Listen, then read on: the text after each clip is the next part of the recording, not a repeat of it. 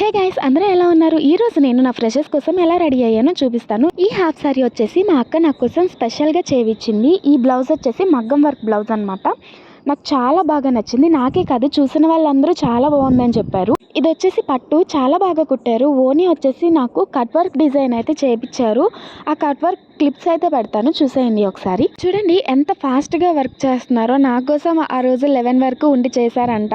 Online orders కూడా అలాగే చేస్తారు. మనకి ఎంత త్వరగా కావాలంటే అంత త్వరగా ఇస్తారనమాట.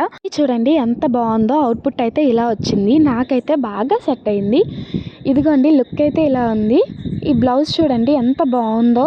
నేను వేసుకునే జ్యువెలరీ కూడా సంధ్యాస్ ఫ్యాషన్స్లో తీసుకున్నదే.